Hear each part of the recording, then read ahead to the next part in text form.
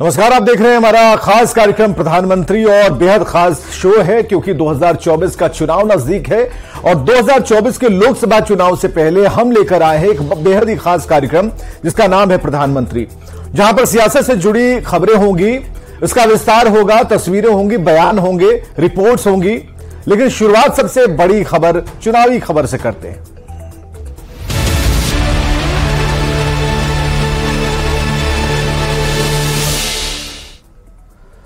पटना के दानापुर में बीजेपी के ब्लॉक पंचायत सदस्यों की बैठक बुलाई गई थी। पार्टी का जोर सत्ता के खिलाफ आगामी चुनाव में रणनीति बनाने पर था, लेकिन बीजेपी नेताओं के निशाने पर नीतीश कुमार रहे। पार्टी प्रदेश अध्यक्ष सम्राट चौधरी हो या फिर नेता प्रतिपक्ष विजय सिन्हा, अटैक सीधा नीतीश कुमार, उनकी खामियों और भ्रष्टाचार के मुद्दों के हावी होने को लेकर किया गया। रिपोर्ट देखिए।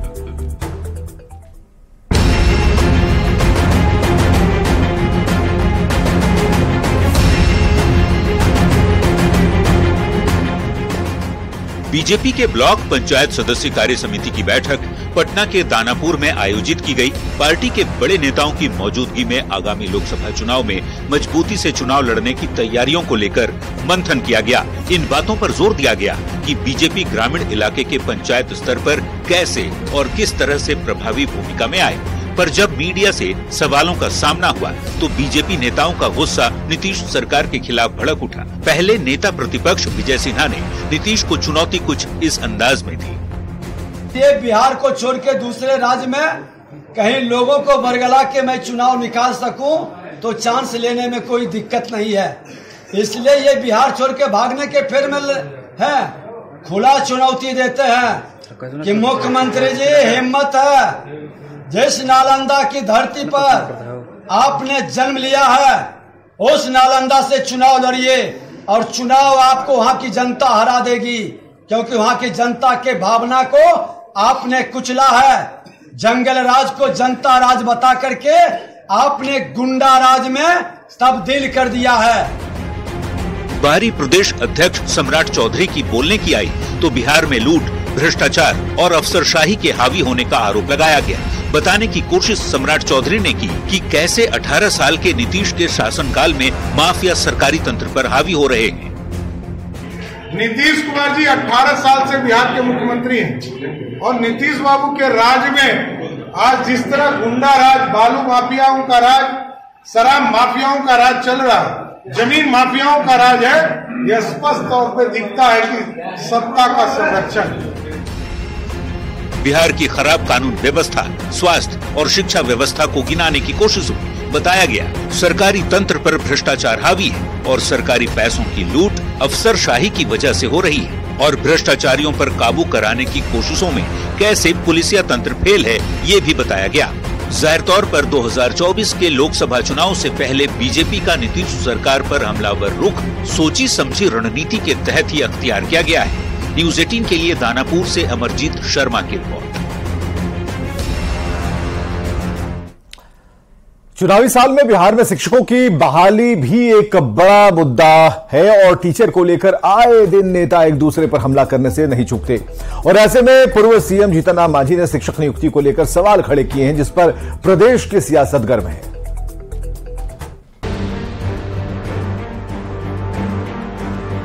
बिहार के पूर्व मुख्यमंत्री और हिंदुस्तानी अवाम मोर्चा के संरक्षक जीतन राम मांझी ने नीतीश सरकार पर हमला बोला है। इस बार मांझी ने मुद्दा बिहार में शिक्षकों की नियुक्ति का उठाया है और नीतीश सरकार पर युवाओं से अपने स्वार्थ के लिए सौदेबाजी करने का आरोप लगाया है। मांझी ने पहले अपने सोशल साइट एक्स पर पोस्ट लिखा कि उत्तर प्रदेश के जेडीयू नेताओं की नीतीश जी से मुलाकात और संगठन विस्तार की बात ने साबित कर दिया कि शिक्षक नियुक्ति परिणाम में अन्य राज्यों के लोगों के चयन के बहाने जेडीयू उन राज्यों में अपना विस्तार चाहती है। फूलपुर की लालच के लिए बिहारियों के भविष्य के साथ सौदा करना दुर्भाग्यपूर्ण है। एक दिन पहले ही मांझी ने शिक्षक बहाली परीक्षा और रिजल्ट में बड़े पैमाने पर धांधली का आरोप भी लगाया था और पूरे मामले की जांच की मांग की थी। यहाँ रिजल्ट घोषित हो जाने के बाद उनके दस्तावेज को पुनः वेरिफिकेशन करवाते हैं और सत्यापित कराते हैं, ये क्या मतलब है? इसमें कहीं न कहीं अनियमितता की बू आती है। सबूत है हमारे पास कि काफी धांधली हुई है। इस धांधली को सुधार करना चाहिए। पर अगले ही दिन मांझी के पोस्ट के बाद सियासत गर्म हो गई। बीजेपी ने आरोप लगाया कि बाहरी लोगों के रिजल्ट में सबसे ज्यादा फूलपुर से रिजल्ट है, तो महागठबंधन ने मांझी पर ही हमला बोला है। जब रिजल्ट आया तो 20% रिजल्ट बिहार के बाहर के छात्रों के हैं और उसमें भी फूलपुर और उसके आसपास के इलाकों के रिजल्ट ही ज्यादा हैं। नीतीश कुमार जी पे एक तरफ फूलपुर से चुनाव लड़ने का आग्रह किया जा रहा है, दबाव बनाया जा रहा है, और दूसरी तरफ जब बिहार में नौकरियां मिली तो फूलपुर और उसके आसपास के इलाकों के बहुतायात रिजल्ट आ गए। जीतन राम मांझी जी छोटी बुद्धि के और बेहद स्वार्थी आदमी है। आप दिल्ली के सचिवालय में जाके देखिए, आधे के करीब बिहारी नौकरी करते हैं। इस तरह से अगर बात कीजिएगा तो दूसरे राज्य भी तो बिहारियों को नौकरी देना बंद कर देंगे, तब क्या होगा? तो राजनीति में अपनी प्रासंगिकता बनाए रखने के लिए, चर्चा में बने रहने के लिए हमारी पार्टी हमारे नेता के खिलाफ बोलते रहते हैं, लेकिन वास्तविकता यही है कि उन्हें मालूम चल चुका है कि भारतीय जनता पार्टी उनकी पार्टी के अस्तित्व को समाप्त करने वाली है। कि जो वादा किया वो पूरा किया जा रहा है और बीजेपी को नहीं दिख रहा है, तो बीजेपी बताए कि बीजेपी शासित राज्यों में आखिर क्यों नहीं नौकरी देने की व्यवस्था की गई, क्यों जुमलेबाजी की गई। लोकसभा चुनाव से पहले बिहार में शिक्षक बहाली से जुड़े मामले पर जिस तरह से सियासत तेज हो रही है, उससे साफ है कि सरकार के खिलाफ एनडीए के नेता बहाली और गड़बड़ झाले को चुनावी मुद्दा बनाने में कोई कोर कसर नहीं छोड़ने वाले। Bureau report, city. 18 साल से बिहार की प्रमुख सत्ताधारी पार्टी जेडीयू आज अपने स्थापना की 20वीं सालगिरह मना रहा है और इसे लेकर जेडीयू नेता काफी उत्साहित हैं। उन्हें उम्मीद है कि उन्हें नेता नीतीश कुमार की अगुवाई में न सिर्फ जेडीयू और भी मजबूत होगा, बल्कि बिहार भी विकास के मार्ग पर तेजी से आगे बढ़ेगा। सत्ता के साथ ही आरजेडी नेता भी जेडीयू को शुभकामना दे रहे हैं, तो पुराने साथी जेडीयू को एक गैंग बताकर भड़ास निकाल रहे हैं। इतने विपक्षी एकता को मजबूत करने में लगे हैं और निश्चित रूप से हमारे नेता जो यहां से जो आगाज किए हैं ये बिहार की धरती से, और ये पूरा इसका प्रभाव जो है ना देश पर है। कोई चेहरा है क्या माननीय मुख्यमंत्री नीतीश कुमार जैसा? सब लोग कहते हैं, आप उस नजर से नहीं देखिए कि सीट हमारा कम क्यों आया। बहुत सारी खामियां हैं। जो खंजर भोगने का काम किया, हमारे ही नेता के कंधे पर चढ़ के आज कहां से कहां पहुंच गया, ने पीछे से खंजर भोगने का काम किया। हम उस चीज को दोहराना नहीं चाहते। और सबसे बड़ी बात है कि जिस मूलभूत बातों को लेकर जेडीयू बनी थी, उसका जिसको बोलते हैं एक सार्थक स्वरूप देखने को मिलता है। बदला हुआ बिहार देखने को मिलता है, विकास दर 10.98 देखने को मिलता है, 2,65,000 करोड़ का बजट हो गया बिहार का। जो सड़कें हैं, बिजली है, जो एक समाज को, व्यक्ति को जो मूलभूत सुविधाएं चाहिए, पानी है, वो सब की व्यवस्था हुई है। जनता दल इस मुकाम तक पहुंची है। जनता दल से अलग होने के बाद आज भी जनता दल परिवार के साथ ही उन नीतियों के साथ हैं जो नीतियां सदैव देश हित और राज्य हित में आगे बढ़ा है। तो हम लोग की शुभकामना है जनता दल परिवार जहां भी रहे, सामाजिक न्याय की नीतियों में सदैव आस्था रखे और आगे बढ़े। ये गैंग है। वहाँ के राष्ट्रीय अध्यक्ष को पता होता है नीतीश कुमार क्या कर रहे हैं? वहाँ के प्रदेश अध्यक्ष को पता होता है क्या? देखिए, वहाँ कोई पता नहीं है। एक नेता पलटी मार सिद्धांत, पलटी मारने का सिद्धांत है, उसी को जनता दल यूनाइटेड कहते हैं। कोई यूनाइटेड नहीं है। एक नेता है जिनका बोझ बिहार की जनता उठाने का काम कर रही है। मुख्यमंत्री हेमंत सोरेन ने दुमका में झारखंड के सबसे लंबे पुल का उद्घाटन किया है। 2 किलोमीटर 340 मीटर लंबा यह पुल मयूराक्षी नदी पर बना है और इसके निर्माण में 198 करोड़ की लागत आई है। पुल के निर्माण से मसलिया प्रखंड और मकरम गांव के लोगों को 15 किलोमीटर की दूरी की राहत मिलेगी। इससे पहले मकरम गांव के लोगों को दुमका पहुंचने में 35 किलोमीटर तक की दूरी तय करनी पड़ती थी। मुख्यमंत्री हेमंत सोरेन ने घोषणा की है कि इस नए पुल का नाम दिशोम गुरु के नाम पर होगा। ब्रिज का नामकरण आदरणीय दिशोम गुरु शिबू सोरेन जी के नाम पर करने के लिए कहा। ये निश्चित रूप से हम अपने आंदोलनकारियों को सम्मान देते हैं। ये झारखंड का पहचान है, झारखंड की परंपरा है। निश्चित रूप से इस देश के सबसे बड़े आंदोलनकारी के रूप में आज हम लोग के बीच में भी है और निश्चित रूप से ये उत्साहवर्धक खबर भी उनको और अच्छा लगेगा और हमारे आंदोलनकारियों को और भी उनका मनोबल ऊंचा होगा। और शो के सेगमेंट में देखते हैं बयान बवाली, नेताओं के वैसे बयान जिन पर मचा है सियासी घमासान।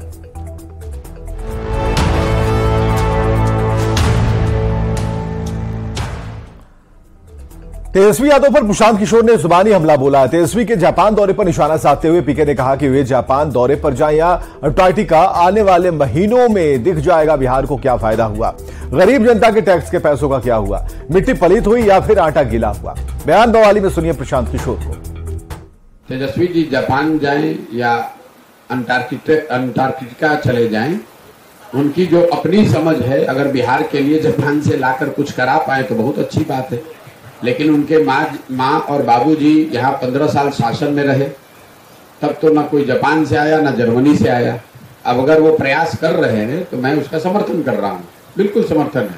लेकिन जापान आप घूमने गए हैं, आकि जापान से कुछ बिहार के लिए लाने गए हैं, वो तो जब वो जापान से लौटेंगे और आने वाले महीनों में ही दिखेगा कि उनके जापान जाने से बिहार का कुछ फायदा हुआ कि इस गरीब जनता के टैक्स का पैसा का और मिट्टी पलीद हुआ और आटा गीला हुआ।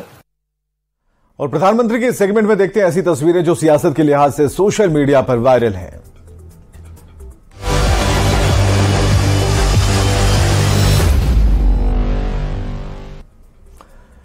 महाराष्ट्र में मराठा आंदोलन की आग तेज हो गई है। मराठा समुदाय के लिए रिजर्वेशन की मांग कर रहे प्रदर्शनकारियों ने सुबह बीड जिले में विधायक प्रकाश सोलंकी के घर पर पथराव किया।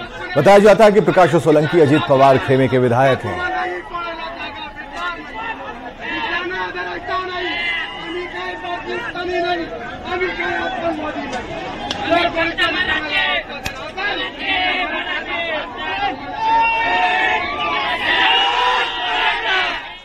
और चुनावी वायरल में अगली तस्वीर प्रधानमंत्री से जुड़ी हुई। पीएम नरेंद्र मोदी 2 दिनों के गुजरात दौरे पर हैं। मेहसाणा में पीएम ने भव्य रोड शो किया है। प्रधानमंत्री के रोड शो में सड़क किनारे खड़ी लोगों की भीड़ ने पीएम के काफिले पर फूलों की बारिश की है।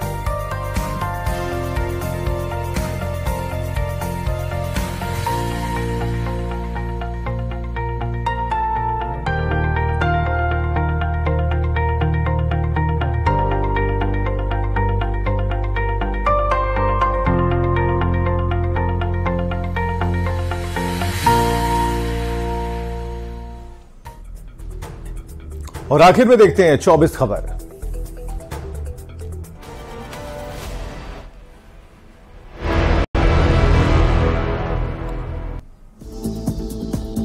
शिक्षक बहाली को लेकर पूर्व सीएम जीतन राम मांझी का सीएम नीतीश कुमार पर आरोप। कहा फूलपुर के लालच में बिहार के भविष्य के साथ सौदेबाजी। डिप्टी सीएम तेजस्वी यादव पर जनसुराज के संयोजक प्रशांत किशोर का हमला। कहा तेजस्वी जापान दौरे पर जाएं या अंटार्कटिका, कुछ दिनों में पता चल जाएगा कि मिट्टी पलीत हुई या आटा गीला। विधायक फतेह बहादुर सिंह की आपत्तिजनक टिप्पणी पर आरजेडी के राष्ट्रीय उपाध्यक्ष देवेंद्र यादव की प्रतिक्रिया। कहा किसी की आस्था पर ठेस पहुंचाने का किसी को अधिकार नहीं। निदान यात्रा की तैयारियों को लेकर मुंगेर पहुंचे आम जनता पार्टी राष्ट्रीय के राष्ट्रीय अध्यक्ष विद्यापति चंद्रवंशी। सर्किट हाउस में पार्टी के कार्यकर्ताओं के साथ बैठक। नवादा के एक निजी होटल में लोक जनशक्ति पार्टी रामविलास की बैठक में पार्टी के सभी प्रकोष्ठ के जिला अध्यक्ष शामिल। पटना बीजेपी कार्यालय में आयोजित कार्यक्रम में पवन सिंह ने लिया हिस्सा। कहा चुनाव के लिए हम कमर कस चुके हैं, बस आदेश का इंतजार है। आरएलजेपी अध्यक्ष पशुपति पारस एलजेपी रामविलास अध्यक्ष चिराग पासवान पर हमलावर। कहा हम एनडीए के सबसे ईमानदार पार्टनर, हमारे हक को कोई तोड़ नहीं सकता। सीएम नीतीश कुमार का सचिवालय निरीक्षण का दौरा जारी। इसी रूटीन के तहत फिर पहुंचे सचिवालय, अलग अलग विभाग के कार्यों का लिया जायजा। बेगूसराय के प्रसिद्ध सिमरिया गंगा धाम में अर्धकुंभ का आगाज। बीजेपी प्रदेश अध्यक्ष सम्राट चौधरी, केंद्रीय मंत्री गिरिराज सिंह, नेता प्रतिपक्ष विजय सिन्हा आयोजन में शामिल। हजारीबाग के हीराबाग चौक के कार्यालय में जेएमएम के मिलन समारोह का आयोजन। सैकड़ों की संख्या में युवाओं ने थामा जेएमएम का दामन। सीएम हेमंत सोरेन ने झारखंड के सबसे लंबे पुल का किया उद्घाटन। मयूराक्षी नदी पर बने इस पुल से मसलिया प्रखंड और माकरम गांव के लोगों को 15 किलोमीटर की दूरी से मिलेगी राहत। राजस्थान विधानसभा चुनाव को लेकर कांग्रेस की स्क्रीनिंग कमेटी की बैठक। चौथी लिस्ट पर मंथन जारी। सीईसी बैठक में प्रत्याशियों के नाम पर चर्चा। राजस्थान चुनाव को लेकर बीजेपी में तीसरी लिस्ट का काउंटडाउन शुरू। मंगलवार को दिल्ली में टिकट चयन को लेकर कोर ग्रुप की बैठक, 76 सीटों पर होगी चर्चा। राजस्थान के लाडपुरा से पूर्व विधायक भवानी सिंह का बीजेपी पर अटूट भरोसा, टिकट घोषित होने से पहले ही नामांकन का किया ऐलान। जोधपुर हाई कोर्ट में केंद्रीय मंत्री जितेंद्र सिंह शेखावत की याचिका पर सुनवाई। मंत्री ने एसओजी के नोटिस के खिलाफ पेश की थी अर्जी। राजस्थान विधानसभा चुनाव से पहले बीजेपी ने चुनावी कार्यालय का किया उद्घाटन के बाद बीजेपी विधायक और प्रत्याशी संदीप शर्मा का शक्ति प्रदर्शन। राजस्थान बीजेपी प्रदेश अध्यक्ष सीपी जोशी का कांग्रेस पर हमला, कहा कांग्रेस के राज में प्रदेश में तुष्टीकरण अपने चरम पर है, इनकी नीति है वोट डालो राज करो। राजस्थान विधानसभा चुनाव को लेकर आम आदमी पार्टी ने उम्मीदवारों की तीसरी लिस्ट की जारी। तीसरी लिस्ट में 16 प्रत्याशियों के नाम शामिल। नामांकन से पहले अपने गांव जैत पहुंचे सीएम शिवराज सिंह चौहान। मां विजयासन के दर्शन के बाद बुधनी विधानसभा सीट से सीएम ने भरा नॉमिनेशन। गृह मंत्री अमित शाह के मध्य प्रदेश दौरे का तीसरा दिन इंदौर में संगठन के वरिष्ठ पदाधिकारियों के साथ चुनावी मंथन जारी। एमपी के इंदौर में कांग्रेस प्रत्याशियों की नामांकन रैली में पूर्व सीएम कमलनाथ का शक्ति प्रदर्शन। मां अहिल्या देवी की प्रतिमा पर माल्यार्पण कर कलेक्ट्रेट के लिए हुए रवाना। छत्तीसगढ़ में दिग्गजों ने चुनाव प्रचार में झोंकी ताकत, जाल बंधा। खैरागढ़ में प्रियंका गांधी तो वाड्रा तो धमतरी में महाराष्ट्र के डिप्टी सीएम देवेंद्र फडणवीस ने की सभा। छत्तीसगढ़ में दूसरे चरण के लिए नामांकन का आखिरी दिन। पाटन से सीएम भूपेश बघेल ने भरा पर्चा। ताम्रध्वज साहू समेत 6 प्रत्याशियों ने किया नामांकन। यूपी के मिर्जापुर में सीएम योगी आदित्यनाथ ने विंध्य कॉरिडोर का किया निरीक्षण। मिर्जापुर के बाद प्रयागराज और अमेठी के दौरे पर सीएम। और खबरें लगातार जारी हैं, बने रहिए हमारे साथ।